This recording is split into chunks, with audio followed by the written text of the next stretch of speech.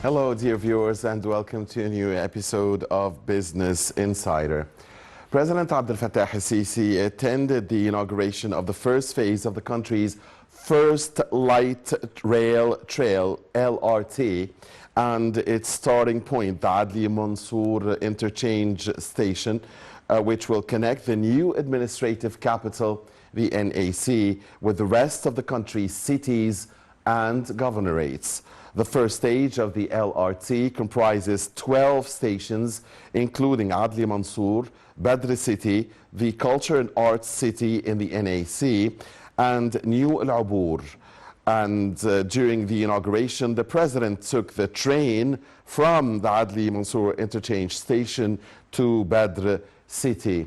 Upon the completion of the three phases of the LRT, the service will cover an area of over 100 kilometers, 103.3 to be exact, with the ability to accommodate up to 1 million commuters per day. 1 million commuters every day through 19 stations connecting several districts nationwide. Certainly a big event, certainly something that will serve the Sustainable Development Goals, that will connect the Cairo and the NAC with the rest of the cities, that will create jobs and opportunities. That is more work here in Egypt on mega infrastructure projects, something good for the economy, certainly something that can draw investments, and something that goes in line with protecting the environment. Let us say that this big project is a sustainable means of green mass transportation, since it runs on electricity instead of diesel. With us today is Dr. Mostafa Wali, the former general manager of the Federation of Egyptian Industries and a member of the Egyptian European Business Council, to discuss this topic here. Thank you very much, Dr. Wali, for being with us. A very good evening to you. Thank you very much, and very good evening to you too, and to all our dear viewers, and thank you for having me. Thank you, Dr. Wali, for being here. And allow us, Dr. Wali, and dear viewers, to watch first this report prepared by our crew about the inauguration of the LRT system in Egypt. It's first, and also how this is a means of green mass transportation. And we all know that Egypt is a global leader when it comes to fighting global warming, when it comes to climate change, and will host COP27 here in Sharm el-Sheikh in November. His Excellency, the President, was recently in Germany, and he tackled this issue in a preparatory conference and co-chaired the preparatory conference for COP27. So let's watch this report and come back to Dr. Wali here and begin our discussion. President Abdel Fattah al-Sisi has inaugurated Adli Mansour Interchange Station, the largest station in the Middle East, and also opened an electric train project on El Salam, 10th of Ramadan administrative capital. The president was accompanied by Prime Minister and Minister of Defense, along with a host of ministers and senior state officials. President al-Sisi listened to a detailed explanation from the Transport Minister Kamel al-Wazir on Adli Mansour Interchange Station, the largest station in the Middle East. Minister al-Wazir said that Egypt is the sole country in Africa and the Middle East to have electric mass transportation lines 500 kilometers long, and they are all eco-friendly. The initial phase of Egypt's first electric light rail system, built and part financed by Chinese firms, began operating after a ceremony attended by President al-Sisi and China's ambassador to Egypt, Liu Liqiang. When all the three phases are complete, the 10th of Ramadan line will run for 90 kilometers and will connect East Cairo with a number of desert towns and the new administrative capital. The first phase has a length of 70 kilometers and includes 12 stations. When fully built, this system will have 16 stations and is expected to carry as many as 500,000 passengers a day. It is being built as a public-private venture by a consortium led by China Railway Group and AVIC International, another state-owned Chinese company. It will be operated by RATP, the French corporation that runs public transport in the Greater Paris area and elsewhere. Minister Al-Wazir added that first phase of the line would run 22 trains and would have a capacity for 360,000 passengers.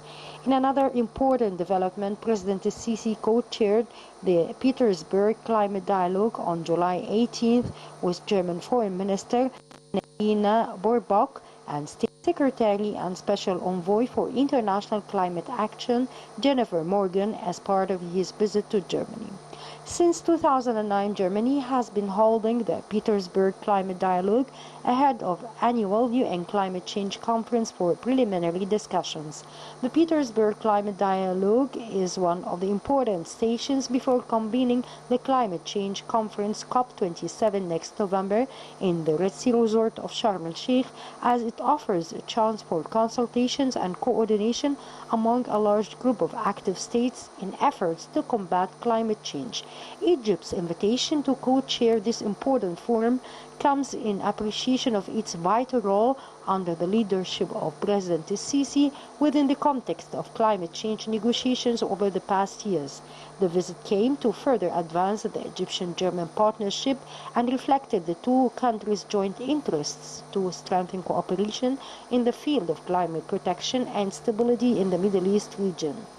Egypt has been coordinating with other countries and international partners on the COP27 in the capacity of its presidency of the conference. Furthermore, Egypt wishes to focus in COP27 on ensuring the implementation of the Paris Agreement on climate change and turning pledges into actions.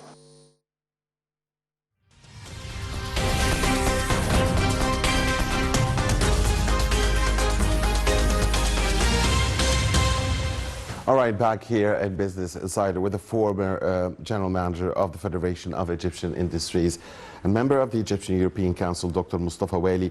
So, Dr. Wali, how did you see the inauguration of Egypt's first LRT system, something that should serve sustainable development goals, makes for a greener means of transportation and upgrades the transportation system here in Egypt and connects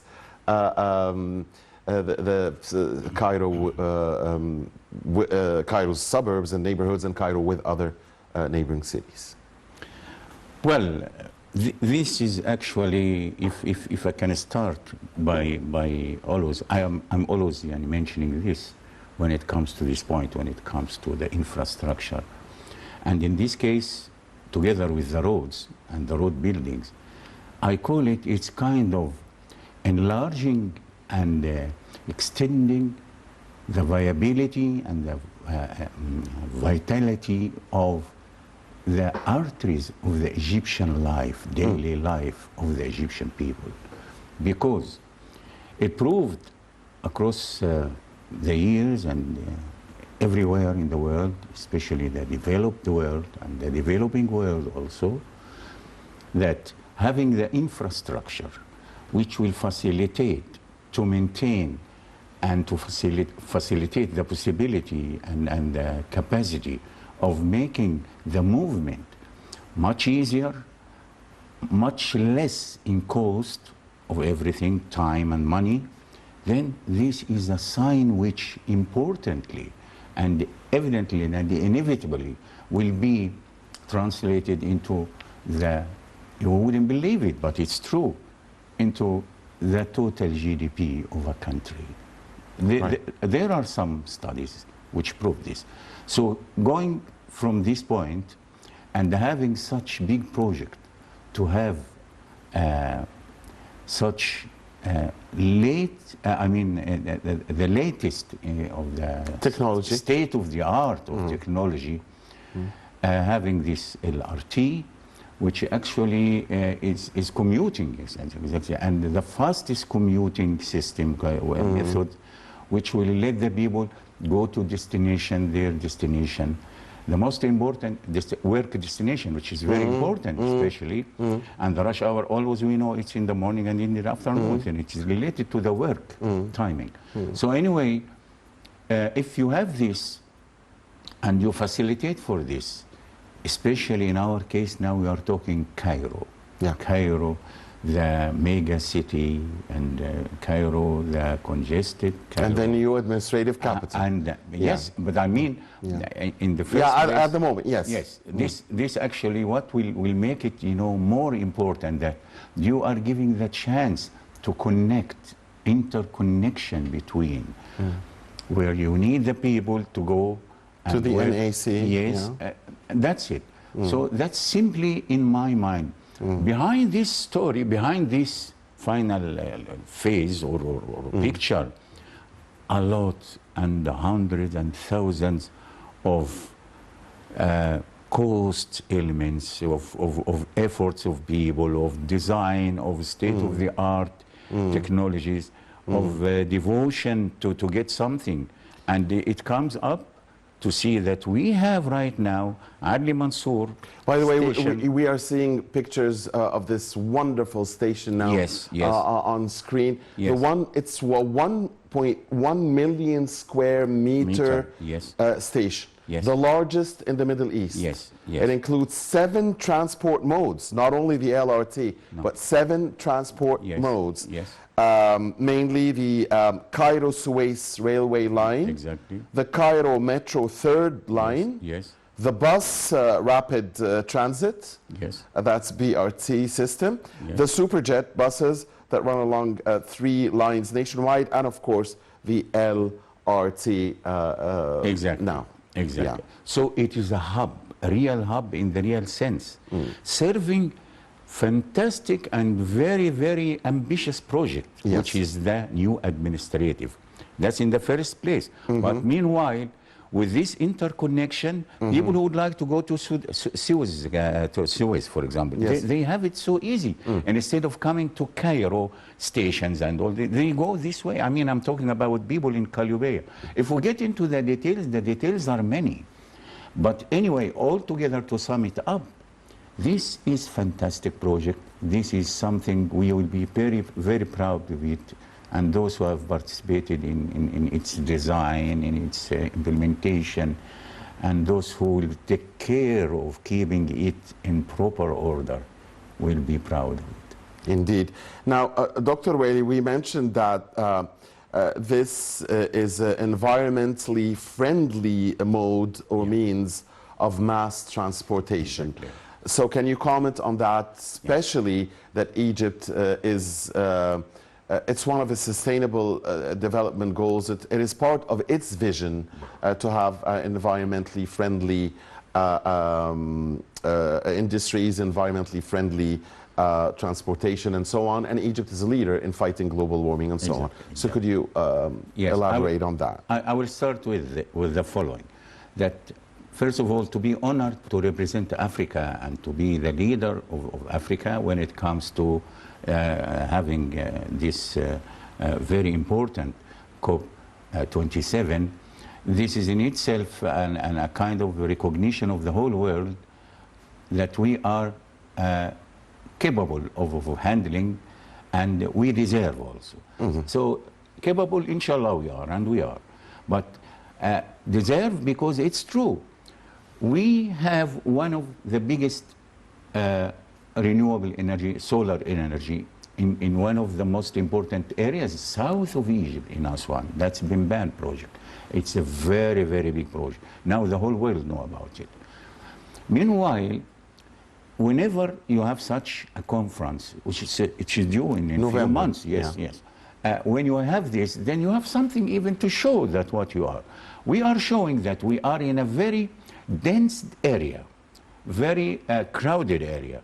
We managed to have such lines, and We could have, of course, we could have normal diesel engines, I mean diesel locomotives and all this, but we insisted that we should have it electric. Yes. And because it is, at least in this case, we are caring for our environment when we have the chance, and we did it with such 100 kilometers.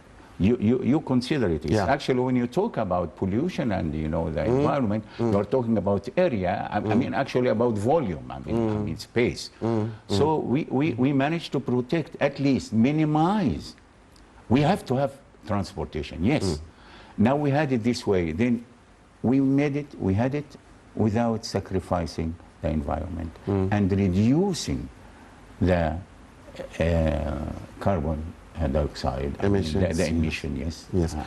Aside from the fact that, you know, the number is huge when we say 1 million commuters per day, so that will take away from the crowded, jammed streets, or the consumption of Yes. gas and, Yes. and oil.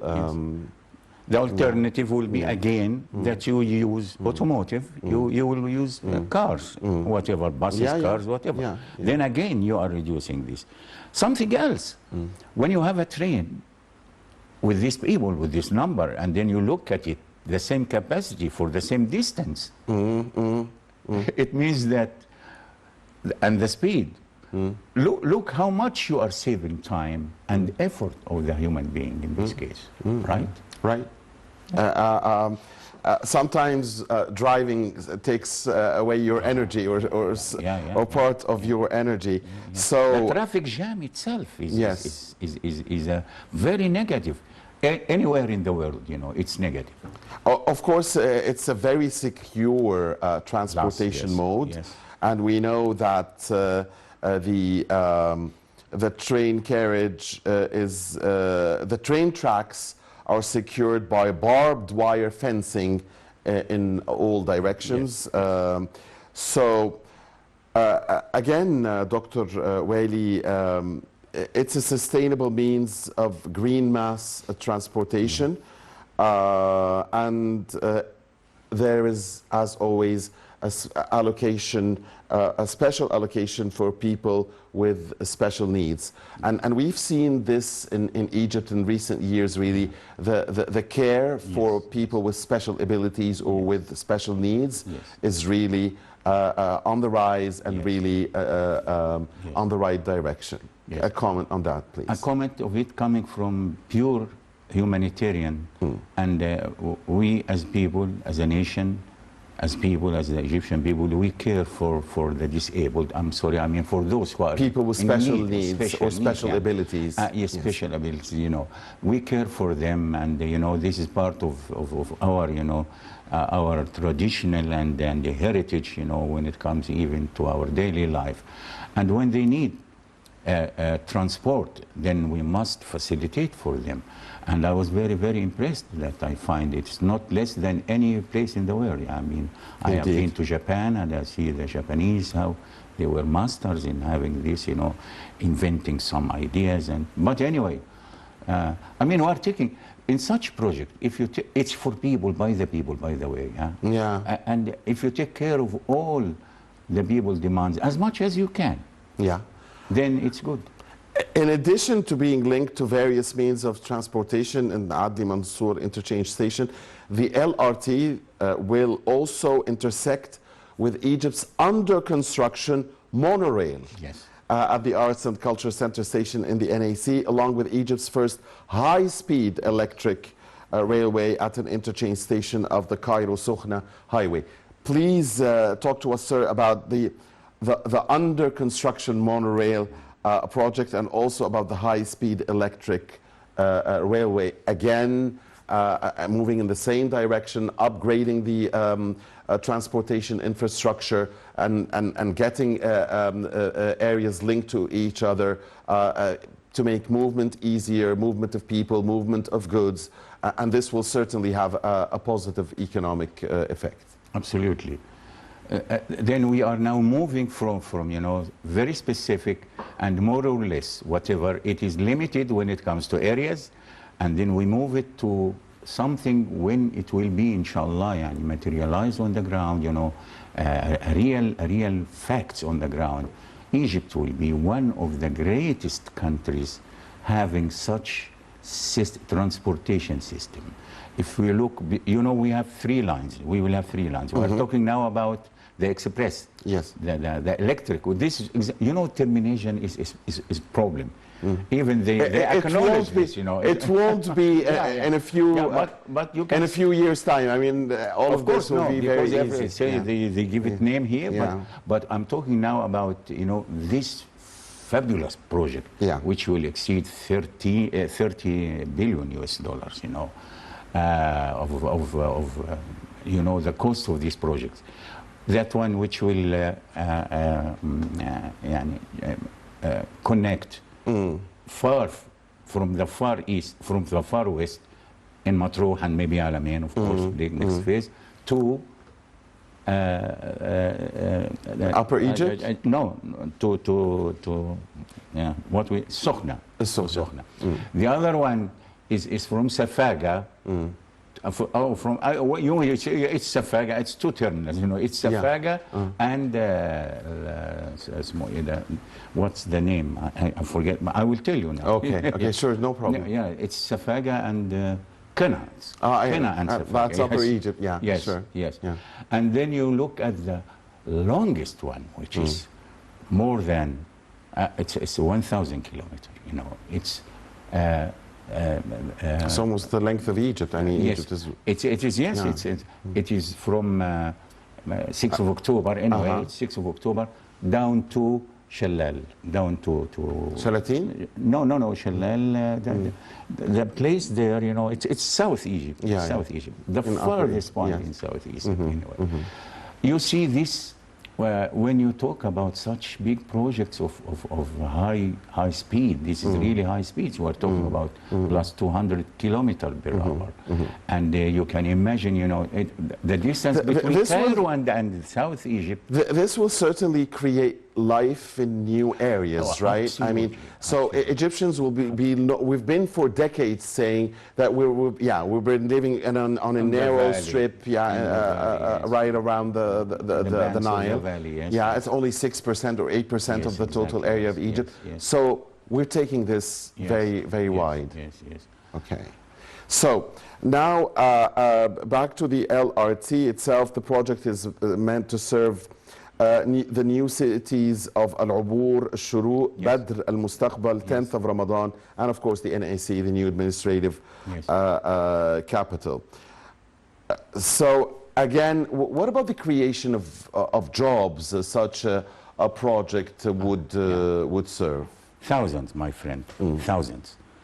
I mean it actually, thousands. You know, if you take any look, you are talking about something, you know, daily life, 24 hours a day, 70 days a week, the whole year, and it should be in the working condition. That's our engineering terminology, to make it simple. So maintenance has to be regular.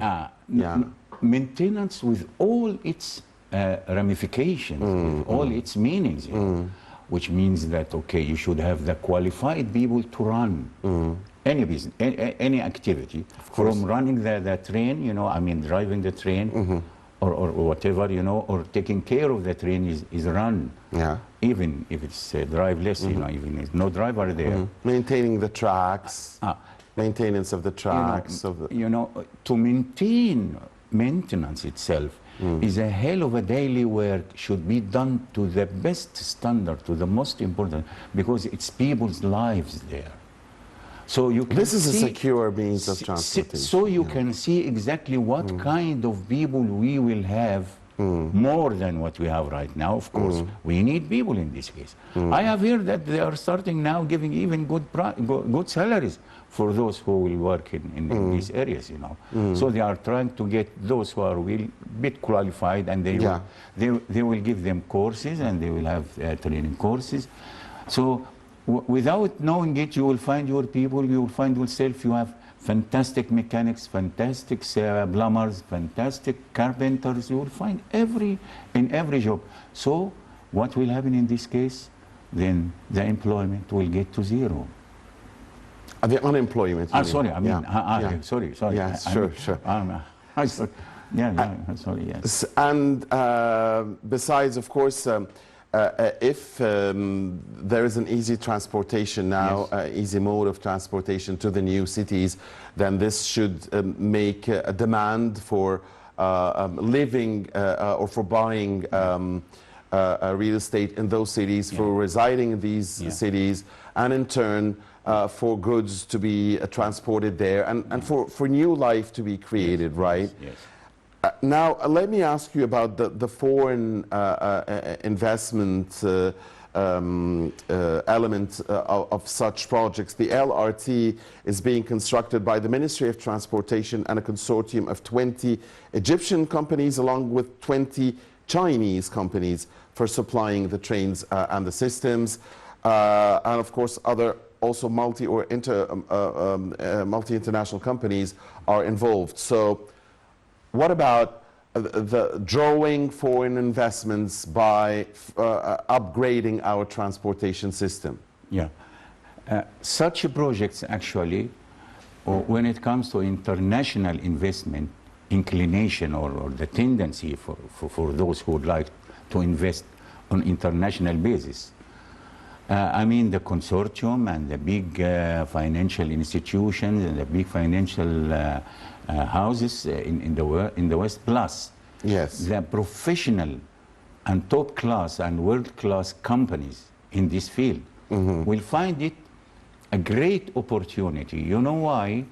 Because it is a successful project in the sense of, when we come to economy, that it will be a success in making money, so it will be profitable for everybody. Because everything was worked, was designed with this understanding. Then, and secured, by the way, you know, and needed and secured. Especially when it comes to the government who is seeking this, who is actually making all offering all the facilities and all the encouragement for the foreign investors. So those international investors, they will find, I'm sure, they started already, you know. Look at Siemens with this big. They are sure that this is a profitable project, and then they will come. The only thing, let's hope that we will be, we'll do our best to make it what we call environment friendly? No, investment friendly atmosphere altogether, concerning, you know, regulations, you know, legislation and so on. Right. And that we are working on it. I mean, the current government are working hard on it, you know. Sure. So talking about those involved in the construction of the LRT, again, we said the Ministry of Transportation and a consortium of Egyptian companies, while the international Chinese consortium of CREC-AVIC, that's CREC-AVIC International, has manufactured its trains, and the French RATP or RATP dev will be responsible for its management and operation. So French element also there. You see, it's really international. It is. It's really multinational. It is multinational, correct. So the stations will include parking lots to encourage drivers of private cars to park next to the station. That's an important element. Absolutely. Those who have been to Europe or you know, they know that. They have witnessed that. How important to have such a parking lot. Because without it, you know, in some especially crowded city like London, for example, it's no way.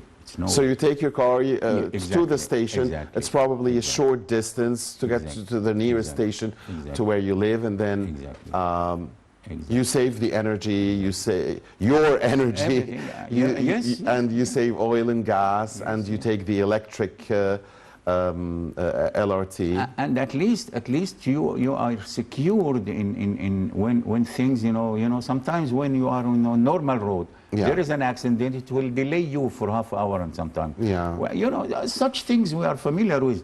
But the most important thing that it saves. Simply such a parking lot next to such hub is saving.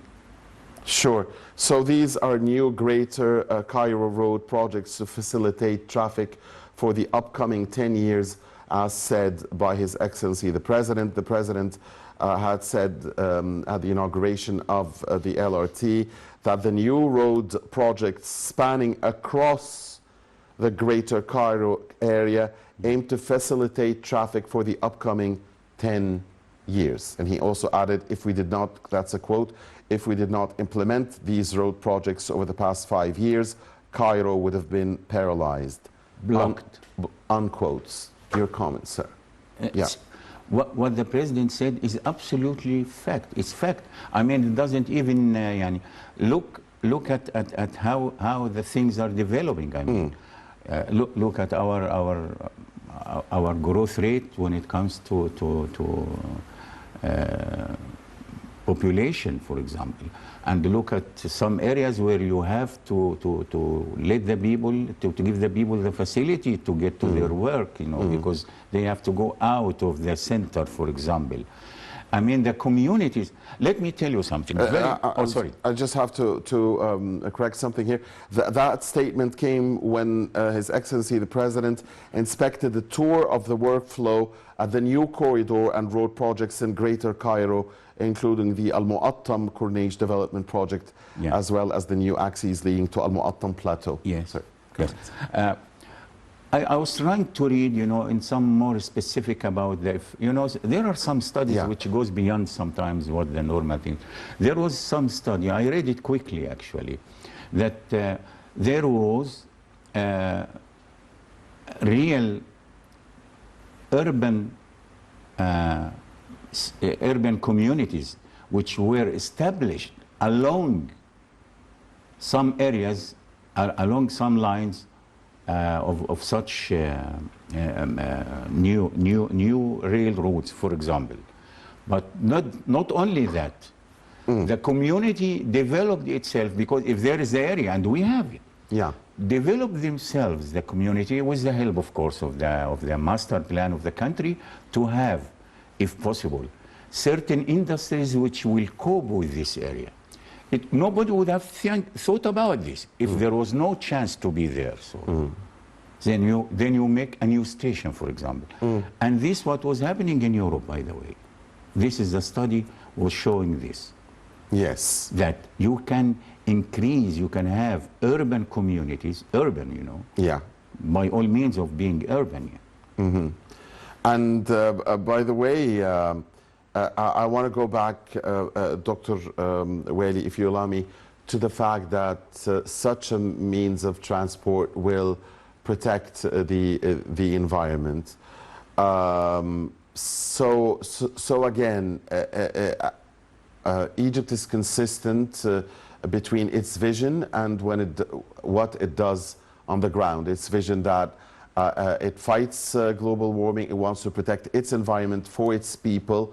It plays a leading role in its continent and globally when it comes to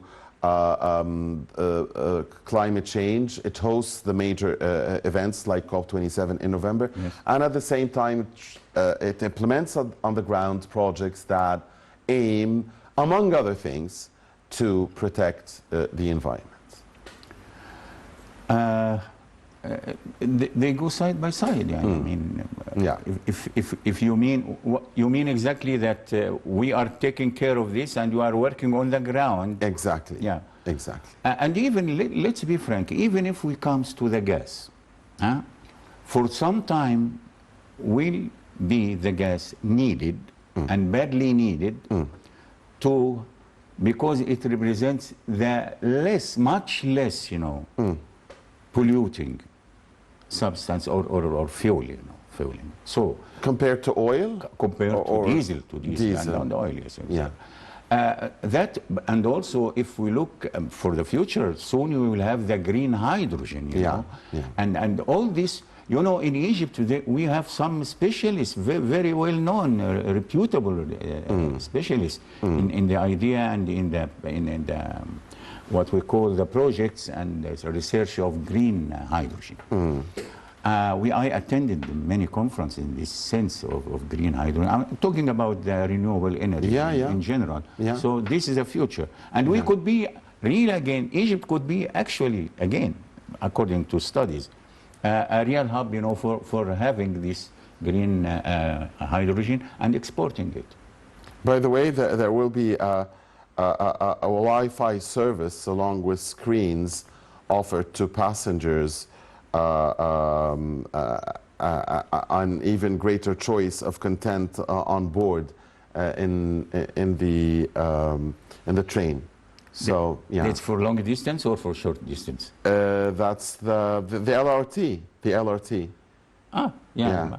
Because actually, you find it even in such LRTs in the international. The carriages are equipped with the Wi-Fi service. In the world cities, you know, famous cities, you know, like Belgium, like most of the cities in Europe, you know. You can talk about Frankfurt, you can talk about Bonn, you can talk about London even.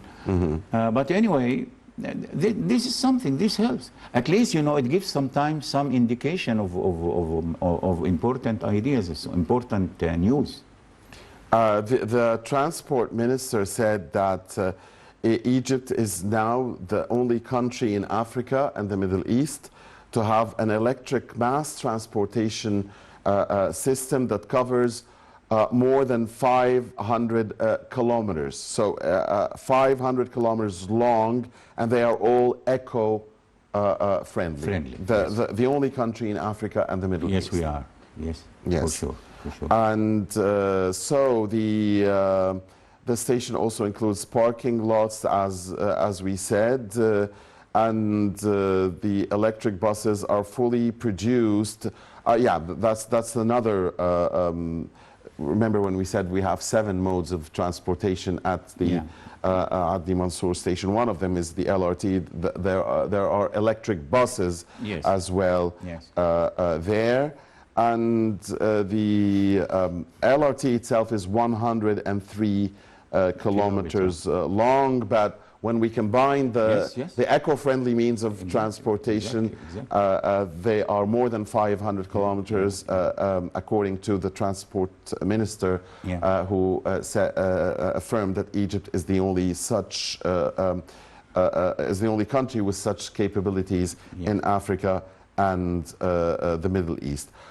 There are also in the stations or in the areas next to the stations, I guess there will be places where people can have a rest to eat and drink, and that gets other businesses to work. All the byproducts of such situation. I mean, we will find people, they need, you know, services they need, as you find it anywhere. So again, so it's creating again. It's creating again the service business. This service business. Now, what we will look at, I mean, that will be next, and everybody is talking about this now, is the monorail.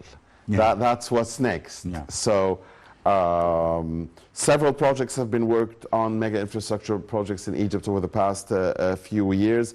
Among them is the under construction monorail with foundation structures that currently tower over many areas in Cairo. We can see them. We can all see them.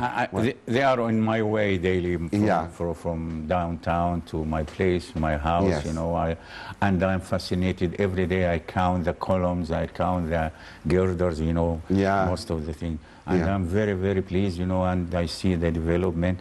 And I was very, very happy because once they have this, the car itself, it was put there. It was great, you know. So as the name suggests, I'm dreaming of the day when I see them running. It's going to be soon. So the monorail. End of 24, yes. Yes, it's a system, a railway that runs on a single rail, requiring minimal space and moving at a very high speed, higher than metros and trains. It is an awaited national project. It is what we call a fact in progress. Yes. in the ground, you know. So Yes. it's a fact on the ground, you know. You see how much work have been done, you know. This is great. Yes. I'm very fascinated with this monorail. We all are. Because I have seen such monorails in other places, you know. Yeah. No, monorails, sometimes they are commuting between airports. Maybe you have seen this. But in this case, it's, how long it is? I'm sorry, I forget. But it's no way. It's from stadium. I'm talking now about the Cairo Stadium. To the new administrative capital. You know. I forgot the figure. I'll try to get it. I'll try to get it. But I can estimate, you know, from Cairo Stadium to the NAC, that will be something like 50, 60 kilometers. 50, 60. But let me just try to get the accurate number. Yes, please go ahead. So I'm telling you, you know, 54 kilometers. Exactly. So you know, 54. So I said between 50 and 60. Your engineering background is working well, you know. It's not a good, it's not a bad estimate. Between 50 and 60, I mean 54 is just about the middle. The middle will be 55. You know, according to probability calculation, it's about 97%. Okay. Fantastic. Oh, you already calculated the No, deviation. this is no. Oh, wow. Yeah. But anyway, it's actually, when you look at it, you know, especially in this part of, you know, New Cairo, over the long way, you know, with this, every day they are building these columns, and you see the things. The monorail will have the capacity to transport 45,000 passengers every hour. Yes. Yeah. Yes. Yes. So 45,000 will work 24 hours a day? Will it I'm be? not sure about the details yet, because you know, too many about it is disclosed, but at least we see what's going on. And the stations already, we know where it will be. You know, because if it's 24 hours, that would also get us to 1 million per day. I mean, 50,000 for 1 hour. So if it's 20 hours, then that's 1 million. Yes. Yeah. Wow. 50 for 20. Yeah. So. But anyway, they are taking always the average, as you see, you know, because you calculate it over over the 24 hours. You don't have the. Well, I got it now. It's 56.5 kilometers. Fantastic. The monorail will comprise the two lines. The first extended from Nasr City, that must be the Cairo Stadium yes, it is, yes. Spot, to the NAC. 56.5 kilometers, still between 50 and 60, exactly. And the deviation would also be now even you increase your probability success, you know. And the second extending from the 6th of October to Al Muhandisin, that's 42 kilometers long. Yes. This will be great for east of Cairo. This will be great. I mean, west of Cairo. Yes. This will be great because you know what's the congestion now. Look at October and the development in October City Industrial and the residential and the recreation and fantastic October. Then all this needs how to get people go and coming, because not everybody is living there, and even some people would like to come and go and do business there. So we must facilitate. You know what, Dr. Wali, I feel that even those who will not use the LRT as part of their routine, or the under construction monorail, would at least do it for journey. Yeah, for a journey. They will at least do it to see what's going on, to feel what's going on, to have the experience. I've noticed it's a tourist, some kind of tourist attraction. I'm talking about similar cases. I've witnessed it myself. I mean, I was invited like this for some trips like that. Even in Japan, I have seen this. I've been through this. In Europe, most of the cities there where we have going and coming, you have this. Not only the monorail, you know, you leave it and you take a trip by train. You know, railroad. You know, forget about driving. That's it. I'm sure.